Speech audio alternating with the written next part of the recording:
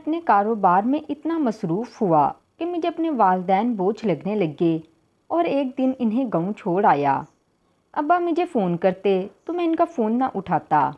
عید آنے والی تھی اور ابا کی آخری خواہش تھی کہ میں ان کے ساتھ عید مناؤں، پر مجھے اپنے دفتر کی میٹنگ زیادہ اہم لگی۔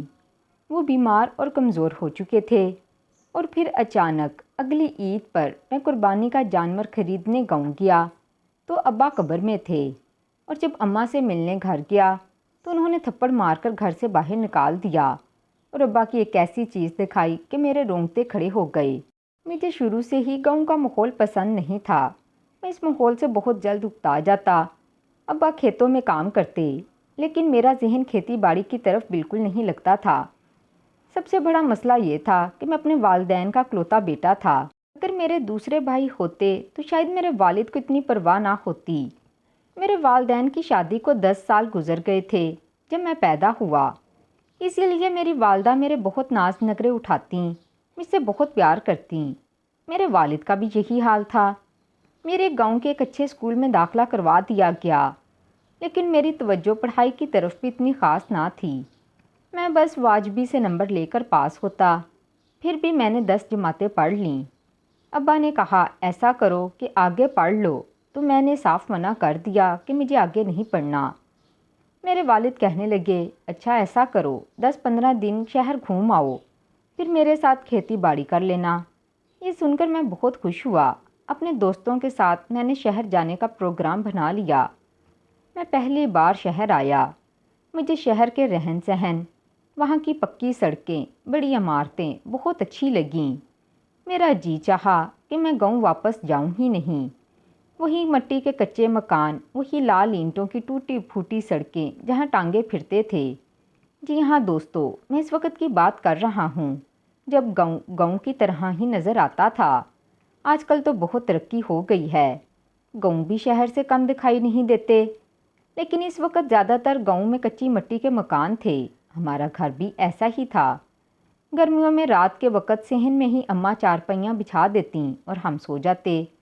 سادہ سا ماحول تھا، سادہ سے لوگ، لیکن میرے اندر شروع سے ہی اس بات کی جستجو تھی کہ میں ایک لگژری زندگی گزاروں۔ مجھے کھیتی باڑی کا کام زہر لگتا تھا۔ پسینے سے شرابور جب میں اپنے والد کو گھر لوٹتے دیکھتا تو مجھے ان پر پیار تو آتا، لیکن گھن بھی آتی، جھرجھری سی آنے لگ جاتی۔ مجھے ابا کا کھیتی باڑی والا کام بالکل پسند نہیں تھا، اور میں خود بھی نہیں کرنا چاہتا تھا۔ ایک تو میری پیدائش شادی کے 10 سال بعد ہوئی، اور دوسرا جب میں 15 سال کا ہوا تو میرے والدین بڑھاپے کی طرف قدم رکھ چکے تھے۔ 10ویں جماعت پاس کر کے میں شہر گیا، خوب سیر و تفریح کی، اور کراچی میں یوں بھی سیر و تفریح کے بہت سے مقامات تھے۔ جب میں 10-12 دن بعد واپس آیا تو مجھے اپنا گاؤں اور بھی زیادہ برا لگنے لگا۔ چھوٹی چھوٹی تنگ گلیاں، گوبر کی بو میرا دل متلانے لگا۔ میری والدہ نے بھی 2 بھینسیں پال رکھی تھیں، روز تازہ دودھ نکالتیں اور اسٹیل کا ڈول بھر کر مجھے دے دیتیں اور کہتیں پی جا میرے جوان پتر۔ میں صحت کے حساب سے کافی ٹھیک ٹھاک تھا، شروع سے ہی تازہ بھینس کا دودھ بھی پینے کا عادی تھا اور پی بھی جاتا۔ ماں میرا بہت خیال رکھتی، روٹی پکاتی تو تازہ مکھن روٹی پہ رکھتی، گوشت بھنا ہوا بناتی تو سب سے پہلے میری پلیٹ میں ڈالتی، پھر میرے باپ کو دیتی جب دیکھتے کہ ہمارا بیٹا جی بھر کر کھا چکا ہے۔ لیکن جب سے میں شہر سے آیا میری سوچ اور بھی زیادہ بدل گئی۔ وہاں کی دکانیں دیکھ کر، لوگوں کو لاکھوں کماتا دیکھ کر میرا دماغ کسی اور طرف چلنے لگا۔ میں کاروبار کرنا چاہتا تھا، شروع سے ہی میرا ذہن کاروبار کی طرف تھا، لیکن گاؤں کی چھوٹی موٹی دکانیں اور چھوٹا بازار میرے لیے ترقی کی راہ میں اتنا ہموار نہیں تھا۔ شہر میں تو ایک الگ دنیا بستی تھی، پھر وہاں کا رہن سہن، اٹھنا بیٹھنا میرے لیے ایک دلچسپی کا باعث بن چکا تھا۔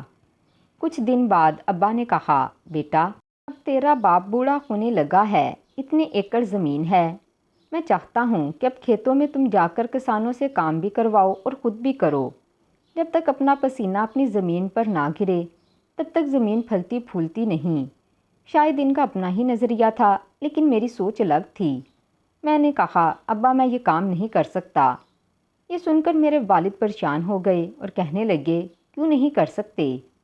میں نے اماں کی طرف دیکھا، میں نے کہا اماں میں یہ کام نہیں کر سکتا، آپ ہی ابا کو سمجھائیں۔ اب ماں کہنے لگی بیٹا یہ نہیں کرنا تو کیا کرنا ہے، تمہارے باپ دادا کا کام ہے، تمہارے باپ دادا کی زمینیں ہیں، کسی نے تو ہمیں پالا ہے، اتنا بڑا گھر دیا ہے، کسی چیز کی کمی نہیں۔ میں نے کہا اماں آپ اس زندگی کو زندگی کہتی ہیں، گھر میں آؤ تو بھینسوں کے گوبر کی بو آنے لگتی ہے، مجھے تو گھن آتی ہے، اور پھر آپ انہی ہاتھوں کو دھو کر کھانا پکاتی ہیں، پتہ نہیں کیوں یہ بو میرے دماغ میں ہی بس جاتی ہے، مجھے کچھ بھی اچھا نہیں لگتا۔ اور ابا کو تو دیکھو پورا دن محنت کر کے آتے ہیں اور ملتا ہی کیا ہے، ہم تو اپنا گھر بھی پکا نہیں بنوا سکتے، یہ مٹی گارے کا بنا ہوا گھر اسے آپ سکون کی زندگی کہتے ہیں، جا کے شہر دیکھیں تو آپ کو پتہ چلے سکون کی زندگی کیا ہوتی ہے۔ پکے مکانات ہیں، ان کے ہاں بارش ہوتی ہے تو پانی کمروں سے نہیں گرتا، مٹی کی بو سے میرا دم گھٹنے لگتا ہے، مجھے نہیں پسند یہ زندگی، مجھے گاؤں کی زندگی ذرا بھی پسند نہیں، مجھے تو شہر کی زندگی پسند ہے، میں وہاں جا کے کاروبار کرنا چاہتا ہوں، لاکھوں کماؤں گا اماں لاکھوں، اتنے تو آپ نے کبھی زندگی میں دیکھے بھی نہیں ہوں گے۔ یہ سن کر میری اماں نے میرے ابا کی طرف دیکھا، دونوں ہی ایک دوسرے کو عجیب نظروں سے دیکھ رہے تھے، جیسے میں نے کوئی انوکھی بات کہہ دی ہو۔ ابا کہنے لگے بیٹا یہ زمین ہماری اپنی ہے، اور یہ نہیں کہ تیرے باپ کے پاس پیسوں کی کمی ہے، میرے پاس پیسے موجود ہیں، لیکن مجھے اپنے باپ دادا کا یہ کام پسند ہے، اور یہ زندگی بھی اچھی خاصی ہے، اللہ کا کرم ہے، بھوکے نہیں سوتے، پیٹ بھر کے سوتے ہیں، خالص چیزیں کھاتے ہیں۔ شہر کی زندگی بڑی تیز ہے، خود غرضی ہے، خون سفید کر دیتی ہے، تجھے کیوں سمجھ نہیں آتا؟ میں نے تجھے شہر گھومنے پھرنے کے لیے بھیجا تھا، سوچ بدلنے کے لیے نہیں بھیجا، لیکن میں نے تو جیسے ضد پکڑ لی کہ مجھے شہر میں رہنا ہے، اگر آپ کے پاس پیسے ہیں تو مجھے وہاں کاروبار کرنے دیں، میں وہاں کپڑے کا کاروبار کروں گا، لاکھوں کماؤں گا، اور آپ لوگوں کو بھی شہر لے جاؤں گا۔ میری ماں رونے لگی کہ میرا تو ایک اکلوتا پتر ہے، میں کیسے تجھے چھوڑ دوں، اتنی دور شہر میں کیوں جانے دوں، ہم دونوں تو تیرے ہنستے چہرے کو دیکھ کر جیتے ہیں، کیوں ہمیں تو تنہائی کی سزا دے رہا ہے؟ میرے کون سے 10 بیٹے ہیں، ایک تیری خواہش پوری کرنے کے لیے تجھے شہر بھیج دوں تو باقی 9 کے ساتھ دل لگا لوں۔ دیکھ فرحان پتر ضد نہیں کرتے، اچھا تو نے کھیتی باڑی کا کام نہیں کرنا تو نہ کر، کپڑے کا کام کرنا ہے تو گاؤں کے بازار میں کر لے، کپڑا تو یہاں بھی بکتا ہے، کم از کم تو شام کو گھر تو لوٹے گا۔ لیکن میں نے تو جیسے ضد ہی پکڑ لی، ابا سے کہیں مجھے پیسے دیں، اس وقت دور ایسا تھا کہ چند لاکھ ہی کافی تھے کاروبار کو چلانے کے لیے، لیکن ابا نے صاف منع کر دیا، کہنے لگے نہیں جانا شہر، تو یہیں رہے گا، ہاں گاؤں میں تو نے جو کام کرنا ہے میں تجھے کروا دیتا ہوں، لیکن شہر نہیں بھیجوں گا، یہ میرا آخری فیصلہ ہے۔ ابا کی بات سن کر میں نے اماں کی طرف مدد طلب نظروں سے دیکھا تو وہ بھی نظریں چرا گئیں، مطلب دونوں ہی اس بات پر راضی نہ تھے کہ میں شہر جاؤں۔ میں نے کھانا پینا چھوڑ دیا، میرے والد اور والدہ کہنے لگیں فرحان کھانا کیوں نہیں کھا رہے؟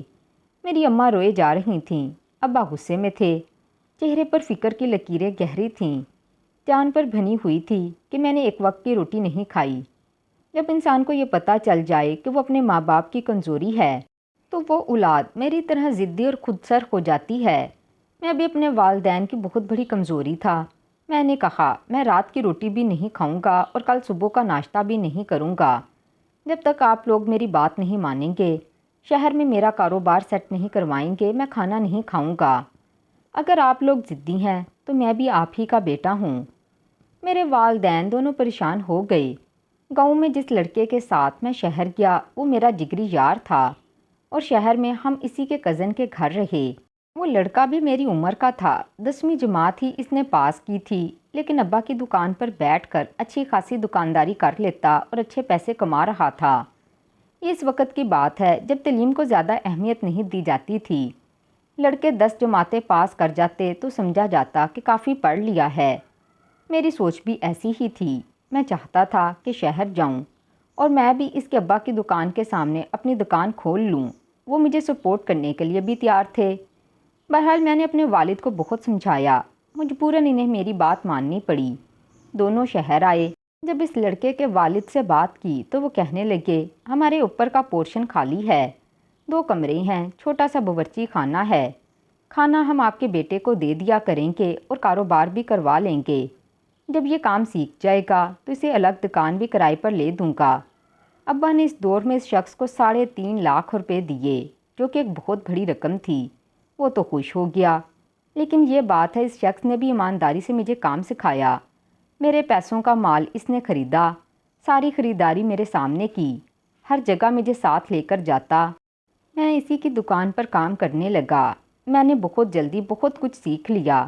اوپر رہتا تھا اور کھانا مجھے نیچے سے ہی آتا تھا، لیکن میں کبھی بھی نیچے ان کے گھر نہیں گیا، ان کی خواتین کو کبھی بھی نہیں دیکھا۔ البتہ کھانا دینے غفار کی والدہ آتیں، اور وہ میرے لیے میری ماں جیسی تھیں۔ غفار اس لڑکے کا نام تھا جو شہر میں رہتا تھا۔ اس کے والد کے ساتھ میں کام کر رہا تھا، خود بھی کافی محنتی لڑکا تھا۔ ایک بار اس کی والدہ بیمار ہو گئیں، میں بھی دکان سے واپس آیا، نہا دھو کر کھانے کا انتظار کرنے لگا جب دروازے پر دستک ہوئی۔ حالانکہ دروازہ تو کھلا ہوتا تھا۔ اس کی والدہ کمرے میں آ کر کھانا رکھ دیتیں اور میرا حال چال بھی پوچھ لیتیں۔ یہ بھی پوچھ لیتیں بیٹا تمہارا دل تو لگ گیا ہے نا؟ مجھے تو شہر سے ویسے بھی محبت تھی۔ میں حیران تھا کہ آج دروازے پر دستک کیوں ہوئی ہے، اس کی والدہ اندر کیوں نہیں آئیں۔ میں نے جیسے ہی کمرے کا دروازہ کھولا تو ایک خوبصورت لڑکی، شاید میری ہی عمر کی یا مجھ سے 1 سال چھوٹی ہوگی، سر پہ دوپٹہ لیا ہوا، ہاتھ میں کانچ کی چوڑیاں، مہندی بھی لگی ہوئی، کھانے کی ٹرے اس نے میری طرف بڑھائی اور کہنے لگی اماں بیمار ہیں، ابا اور غفار بھائی ابھی دکان سے واپس نہیں آئے، یہ کھانا لے لیں۔ پہلی نظر میں وہ مجھے لڑکی اچھی لگی، میں نے اسے کھانا لیا تو وہ چلی گئی۔ پھر اکثر ایسے ہونے لگا کہ کھانا لے کر وہی لڑکی آتی۔ پھر پتہ چلا کہ وہ غفار کی چھوٹی بہن ہے، 10ویں جماعت میں ہے۔ میں اب اکثر اسے دیکھنے لگا، وہ بہت خوبصورت لڑکی تھی۔ 2 سال میں اتنا کام سیکھ چکا تھا کہ میں نے کرائے کی اپنی دکان لے لی۔ ابا نے مجھے اور پیسے دیے۔ پہلے پہل تو میں ہر 15 دن بعد چھٹی کے دن اماں ابا کے ساتھ گاؤں گزارتا، لیکن پھر آہستہ آہستہ دورانیہ بڑھنے لگا۔ میں 1 مہینے بعد جاتا، اماں ابا مجھے یوں دیکھتے جیسے پتہ نہیں میں کس دنیا سے آیا ہوں۔ ہر وقت کچھ نہ کچھ میرے لیے بنا کر مجھے پیش کرتی رہتیں۔ ایک دن گزار کر میں واپس آ جاتا۔ پھر جب میری اپنی دکان کھل گئی تو میرا بہت زیادہ کام چلنے لگا۔ ابھی بھی میں غفار کے والد کے گھر کے اوپر کے پورشن میں رہتا تھا، لیکن میں اب کرایہ دینے لگا۔ بہت جلدی میں نے ترقی کی منازل طے کرنی شروع کر دیں۔ 5 سال میں شہر میں اپنا ایک چھوٹا سا مکان بھی بنا چکا تھا، جس میں 2 کمرے نیچے تھے اور 2 اوپر کے پورشن میں تھے۔ اس بار جب میں گاؤں گیا تو میں نے اپنے اماں ابا سے کہا اپنا بوریا بسترا باندھو، میں آپ کو لینے آیا ہوں۔ یہ سن کر میری والدہ اداس ہو گئیں، کہنے لگیں بیٹا ہمارا دل کب لگتا ہے گاؤں کے علاوہ کہیں اور، یہاں ہماری برادری ہے، میل جول ہے، شہر میں تو کوئی بھی نہیں۔ میں نے کہا اماں میں ہوں نا، آپ دونوں میرے ساتھ شہر جائیں۔ میں اپنے والدین کو زبردستی اپنے ساتھ شہر لے گیا، لیکن اماں کو وہ گھر عجیب لگا، کہتیں اس میں میرا دم گھٹتا ہے، کھلی ہوا نہیں، پتہ نہیں آپ لوگ یہاں کیسے رہ لیتے ہو۔ بہرحال میری ضد کا نتیجہ تھا کہ میرے ماں باپ میرے ساتھ ہی رہنے لگے۔ وقت گزرنے لگا۔ ایک بار میں نے اپنے والد سے کہا وہ اپنی گاؤں کی زمین بیچ دیں، میں ایک بڑا گھر خریدنا چاہتا ہوں اور اپنی دکان بھی خریدنا چاہتا ہوں تاکہ مجھے کرایہ نہ دینا پڑے۔ میرے والد یہ سن کر کہنے لگے میں اپنے باپ دادا کی آخری نشانی کیوں بیچنے لگا، تمہاری ضد کی وجہ سے میں یہاں رہ رہا ہوں۔ میں نے کہا میں کچھ نہیں جانتا ابا، یہ سب کچھ میرا ہے، مجھے گاؤں رہنا نہیں ہے اور نہ ہی میں آپ کو بھیجوں گا، بس آپ زمینیں بیچ دیں۔ میرے ماں باپ ہر بار میری ضد کے آگے سر جھکا دیتے اور میں اس بات کا بہت فائدہ بھی اٹھاتا۔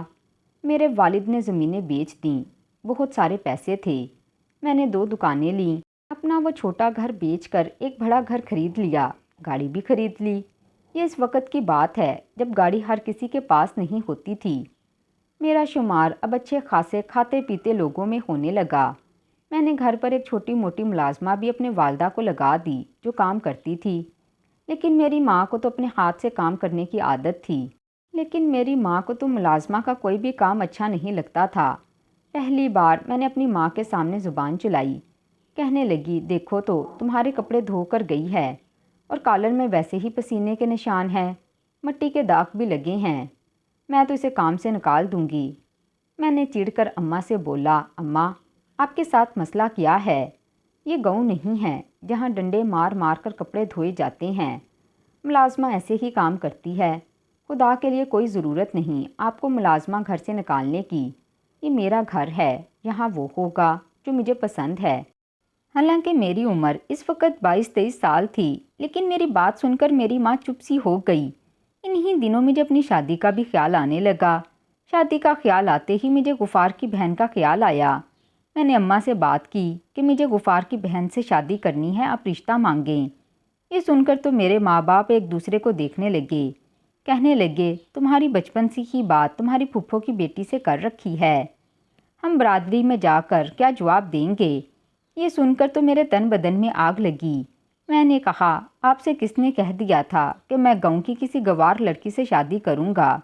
میں شادی اپنی مرضی سے کروں گا۔ پہلی بار میرے والد نے یہ سن کر میرے منہ پر تھپڑ مارا، کہنے لگے، تم بہت زیادہ حد سے بڑھ گئی ہو، ہم تمہاری ہر بات مانتے ہیں۔ تم نے کہا شہر میں کام کرنا ہے، میں نے کچھ نہیں کہا۔ تم نے کہا زمینیں بیچ دو، میں نے وہ بھی بیچ دیں، لیکن اب اپنی برادری کو تمہاری خاطر نہیں چھوڑ سکتا، شادی تمہاری وہیں ہوگی جہاں بات طے ہوئی ہے۔ میں نے کہا، میں بھی دیکھتا ہوں آپ میری شادی زبردستی کیسے کرواتے ہیں۔ میری والدہ رونے لگی، میرے سامنے ہاتھ جوڑنے لگیں، کہنے لگیں، بیٹا ایسے نہیں کہتے، باپ کے سامنے ایسے زبان نہیں چلاتے۔ میں نے کہا، آپ کون ہوتی ہیں میری زندگی کا فیصلہ کرنے والی؟ میرے والد میری بات سن کر حیران ہوئے، کہنے لگے، تمہاری زبان اتنی زیادہ کھل گئی ہے، تمہیں ماں باپ کا ذرا بھی لحاظ نہیں رہا۔ میں نے کہا، آپ کا سب کچھ میرا ہی ہے، اگر میں کاروبار کر رہا ہوں تو کما کر آپ لوگوں کو ہی کھلا رہا ہوں، میں کیوں پھپھو کی بیٹی سے شادی کروں؟ یہ بات شاید آرام سے بھی ہو سکتی تھی، لیکن جب بیٹا باپ سے قد میں اونچا ہو جائے اور کمانے بھی لگ جائے تو اسے لگتا ہے بس ماں باپ کے سر پر وہ حاکم بن گیا ہے، اسی لیے جیسے چاہے گا زبان چلائے گا، جیسے چاہے گا اپنا رویہ رکھے گا۔ میں نے شادی سے انکار کر دیا اور زبردستی اپنی ماں کے ساتھ غفار کے گھر رشتہ لینے چلا گیا۔ اس کے والد تو ویسے بھی مجھے پسند کرتے تھے، انہوں نے رشتہ طے بھی کر دیا۔ میرے والد حالانکہ میرے ساتھ نہیں گئے تھے، لیکن مجھے پرواہ تک نہیں تھی۔ میری والدہ ممتا کے ہاتھوں مجبور ہو کر میرے ساتھ گئی تھی، بہت رو رہی تھیں، کہنے لگیں، اب تو رشتہ پکا ہو گیا ہے، اپنے باپ سے معافی مانگ لے۔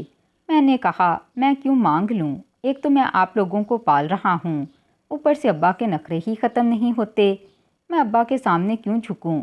میری والدہ کہنے لگیں، جب تم چھوٹے تھے تمہارا باپ تمہیں پال رہا تھا، تب بھی ضد تم نے باندھی تھی، تمہارے باپ نے تو یہ نہیں کہا کہ تمہارے سامنے کیوں جھکوں، کما کر تو وہ کھلا رہے تھے، اور جس کاروبار کا تم کہہ رہے ہو سارا پیسہ تمہاری باپ کی محنت کا ہے، زمین تک ان کی بک گئی، اور اس کے بدلے اگر تم ہمیں 2 وقت کی روٹی کھلاتے ہو تو یہ کوئی احسان تو نہ ہوا۔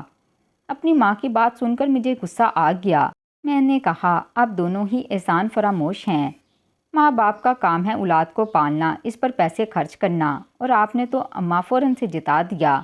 میری ماں کہنے لگی، میرا جتایا ہوا تمہیں چبھ رہا ہے، اور جو تم تب سے ہمیں یہ گنوائی جا رہے ہو، ہماری روٹی تم پوری کر رہے ہو، تو تمہیں نظر نہیں آتا؟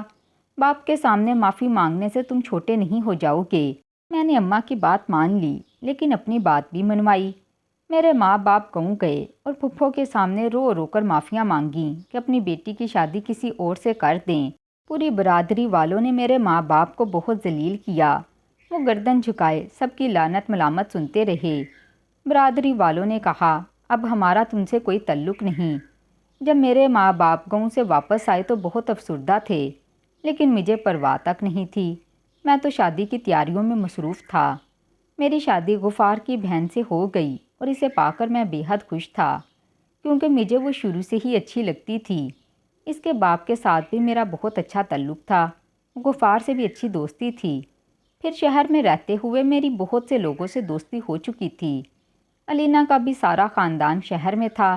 ہم دونوں ہی شادی کے بعد پہلے گھومنے پھرنے کے لیے اسلام آباد اور ملی چلے گئے، 15 دن بعد واپس آئے۔ 15 دنوں میں میرے باپ نے ہی میری دکان کھولی اور سنبھالی، ایک ملازم بھی تھا۔ بہرحال جب میں واپس آیا تو اس کے بعد علینا کے خاندان میں دعوتیں شروع ہو گئیں۔ ہم دونوں ہی جاتے، ایک بار بھی میں نے یہ نہیں کہا کہ اماں ابا بھی ساتھ چلیں۔ میری خاطر انہوں نے کتنی قربانیاں دی ہیں، اب میری خاطر اپنی برادری کو بھی چھوڑ دیا، لیکن مجھے تو جیسے ان کی قربانیاں نظر ہی نہیں آتی تھیں۔ بس مجھے یہ نظر آتا تھا کہ میں اپنے ماں باپ کو پال رہا ہوں۔ وقت گزرنے لگا، میری والدہ کی علینا کے ساتھ انبن ہونے لگی، لڑائی جھگڑے ہونے لگے۔ میں ان دنوں کام میں بہت مصروف تھا۔ پھر علینا امید سے ہو گئی تو میں نے اماں سے کہا کہ وہ کوئی کام نہیں کرے گی۔ میرا لہجہ ویسے بھی اپنے والدین کے سامنے بلند ہی رہتا تھا۔ میرے والدین اب مجھے بوجھ لگنے لگے تھے۔ میری ماں دوائیاں مانگتیں تو میں کہتا کیا مصیبت ہے، گاؤں میں تو آپ دوائیاں نہیں کھاتی تھیں۔ وہ کہنے لگیں وہاں کی تازہ ہوا تھی، کھانا ہضم ہو جاتا تھا، یہاں کا کھایا پیا ہضم نہیں ہوتا۔ میں نے کہا آپ ایسا کریں کہ گاؤں چلے جائیں، آپ کو وہاں کی زندگی زیادہ پیاری ہے۔ میرے والد مجھے تعصب سے دیکھنے لگے، کہنے لگے تم نے تو میری برادری میں میرا بائیکاٹ کروا دیا، وہاں جا کر کیا کریں گے ہم دونوں۔ لیکن میں نے اپنے ماں باپ کے ساتھ ایسا رویہ اختیار کیا کہ وہ بیچارے خود اپنے منہ سے کہنے لگے ہمیں وہاں بھیج دو۔ گاؤں کا گھر ابھی بھی میرے والد کی ملکیت میں تھا۔ میرے والدین گاؤں چلے گئے، میں انہیں خرچہ بھیج دیتا۔ اب مجھے وہ بھی برا لگنے لگا۔ اللہ نے مجھے بیٹا دیا تو میں نے اماں ابا کو بتایا تو وہ بہت خوش تھے، کہنے لگے اپنے بیٹے سے ہی ملوا جاؤ۔ میں نے کہا نہیں، اسے گاؤں کی ہوا راس نہیں آئے گی، بیمار پڑ جائے گا، آپ لوگ آ جائیں۔ میرے والد بھی شاید ضدی تھے، نہیں آئے۔ میں شہر کی زندگی میں مصروف ہو گیا۔ اب تو میں کئی مہینے والدین کو فون تک نہ کرتا۔ میرے والد نے مجھ سے رابطہ ختم کر دیا۔ ایک چھوٹی موٹی زمین ان کے پاس بچی تھی۔ ایک بار ایسا ہوا میں نے 2-3 مہینے خرچہ نہیں بھیجا تو انہوں نے مانگا بھی نہیں۔ پھر میں نے اپنے دوست سے پوچھا کہ میرے والدین کا گزر بسر کیسے ہو رہا ہے، تو کہنے لگے چھوٹی سی زمین پر تمہارے والد ابھی بھی ہل چلاتے ہیں۔ میں مطمئن ہو گیا کہ چلو ٹھیک ہے، یہ نہیں سوچا کہ اب وہ بوڑھے ہو گئے ہیں، انہیں آرام کی ضرورت ہے۔ ایک بار میرے والد نے کہا بقرہ عید آنے والی ہے، ایک بار ہمارے ساتھ ہی عید منا لو، ہم اپنے پوتے کو دیکھ لیں گے۔ لیکن علینا نے منع کر دیا، کہنے لگی میرا بچہ بیمار ہو جائے گا، بھینس گھر کے باہر بندی ہوتی ہے، اس سے تو ذرا سی بو آئے گی تو یہ چھینکے مارنے لگتا ہے، وہاں تو کوئی ڈاکٹر بھی نہیں، مجھے نہیں جانا، آپ کو جانا ہے تو چلے جائیں۔ اب میں اپنے بیوی بچے کے بغیر عید تو نہیں گزار سکتا تھا، اسی لیے ابا کو میں نے صاف منع کر دیا۔ میرا کام بہت زیادہ بڑھ گیا تھا، میں نے فیکٹری خرید لی جہاں اپنا کپڑا تیار کرنے لگا۔ آخری بار میرے والد کا مجھے فون آیا، اس بار عید ہمارے ساتھ کر لو، میں بہت بیمار رہنے لگا ہوں، میری زندگی کا بھروسہ نہیں۔ لیکن انہی دنوں میری فیکٹری میں ایک اہم میٹنگ تھی، میں نے فون بند کر دیا۔ کئی بار مجھے ابا کے فون سے فون آتا، میں نے نہیں اٹھایا، پھر فون آنا بند ہو گیا۔ 1 سال بعد میرا دل بڑا اداس تھا، پہلی بار اماں ابا کا بڑی شدت سے خیال آیا۔ پھر عید کے جانور شہر میں بڑے مہنگے تھے، میں نے سوچا گاؤں سے عید کا جانور بھی لے آؤں گا اور اماں ابا سے بھی مل جاؤں گا۔ میں نے علینا کی بہت منت سماجت کی لیکن اس نے انکار کر دیا۔ میں اکیلا ہی چلا آیا، لیکن جو خبر مجھے گاؤں جا کر ملی اس نے میرے ہوش اڑا دیے۔ پتہ چلا کہ میرے والد کا انتقال 1 سال پہلے ہی ہو چکا تھا۔ یہ سن کر تو میں پھوٹ پھوٹ کر رونے لگا۔ اس بار میں سوچ کے آیا تھا کہ ابا سے معافی مانگوں گا، لیکن مجھے تو وقت ہی نہیں ملا۔ میں اپنے ابا کی قبر پر گیا اور فاتحہ پڑھی، اور جب گھر آیا تو میری ماں چارپائی پر بیمار پڑی تھی۔ مجھے دیکھ کر بجائے مجھے گلے لگانے کے اپنا رخ بدل گئی، کہنے لگی چلے جاؤ یہاں سے، تمہارا باپ تمہیں پکارتا پکارتا اس دنیا سے چلا گیا، جو تم نے کیا خدا کرے تمہارا بیٹا بھی تمہارے ساتھ ایسا ہی کرے۔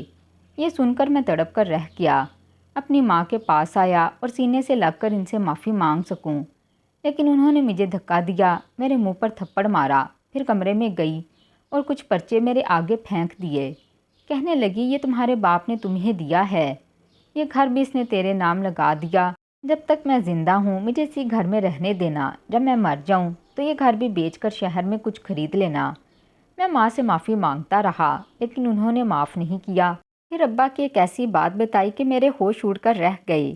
کہنے لگیں تمہارے ابا نے اپنی زندگی میں ہی 3 قبریں خریدی تھیں، ایک اپنے لیے جس میں وہ جا چکے ہیں، ایک میرے لیے جس میں میں بھی جلدی چلی جاؤں گی، اور ایک تمہارے لیے۔ گاؤں کا گھر بیچ کر غلطی مت کرنا، کل کو تمہیں بھی یہیں آنا ہے۔ تمہارے باپ نے تم پر یہ آخری احسان بھی کر دیا، قبر بھی تمہیں نہیں خریدنی پڑے گی۔ میں روتا ہوا مرے مرے قدموں سے شہر واپس آیا اور جان چکا تھا بڑھاپا میرا بھی گاؤں میں گزرے گا، جاؤں گا میں بھی اسی قبر میں جو میرے باپ نے میرے لیے خریدی ہے۔ لینا سے شادی کر کے میں پچھتا رہا تھا کیونکہ وہ ہر وقت اپنی ہی بات منواتی تھی۔ ابا کی بات مانی ہوتی تو شاید زندگی کچھ اور ہوتی، لیکن اس عمر میں آ کر میرے پاس پچھتاووں کے علاوہ اور کچھ نہیں بچا۔ کیا میری معافی ہو سکتی ہے؟ کمنٹ باکس میں لازمی بتائیے گا۔ اور اگر میری کہانی پسند آئی ہو تو اس ویڈیو کو لائک اور چینل کو سبسکرائب کر دیں۔ ملتی ہوں اگلی کسی اور کہانی کے ساتھ، تب تک اللہ حافظ۔